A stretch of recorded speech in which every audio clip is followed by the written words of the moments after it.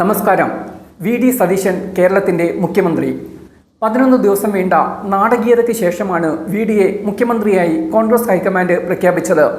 കേരളത്തിൻ്റെ ചാർജുള്ള കോൺഗ്രസ് നേതാവ് ദീപദാസ് മുൻഷിയാണ് സതീഷിൻ്റെ പേര് പ്രഖ്യാപിച്ചത്.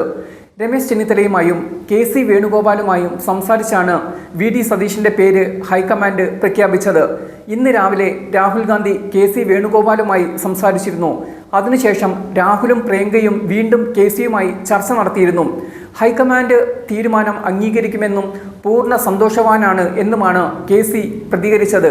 വി.ഡിയുടെ പേര് പ്രഖ്യാപിച്ചതോടെ പ്രതിപക്ഷ നേതാവിൻ്റെ ഔദ്യോഗിക വസതിയായ കന്റോൺമെൻറ് ഹൗസിൽ അണികൾ ആഹ്ലാദ പ്രകടനം തുടങ്ങിയിട്ടുണ്ട്.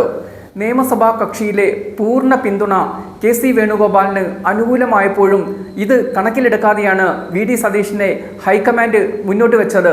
മുസ്ലിം ലീഗിൻ്റെ പിന്തുണയാണ് വി.ഡിയുടെ വഴി സുഗമമാക്കിയത്. ഇന്നലെ ലീഗ് ഉന്നതതല നേതൃയോഗം കൂടി സതീഷിന് വീണ്ടും പിന്തുണ പ്രഖ്യാപിച്ചിരുന്നു.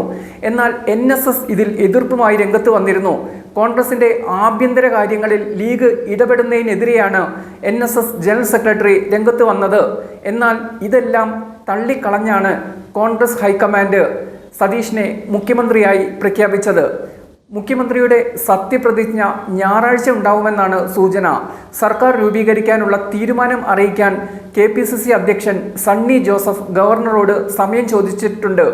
എപ്പോൾ വേണമെങ്കിലും എത്താം, ലോക്ക്ഡൗണിൽ ഉണ്ടാകുമെന്നായിരുന്നു ഗവർണർ രാജേന്ദ്ര ആർലേക്കറുടെ മറുപടി. എന്തായാലും ഇനി വി.ഡി. യുഗത്തിനാണ് കേരളം സാക്ഷ്യം വഹിക്കാൻ പോകുന്നത്. കേരള മുഖ്യമന്ത്രി ആരെന്ന 11 ദിവസമായി തുടരുന്ന രാഷ്ട്രീയ അനിശ്ചിതത്വങ്ങൾക്കാണ് ഇതോടെ വിരാമമാകുന്നത്.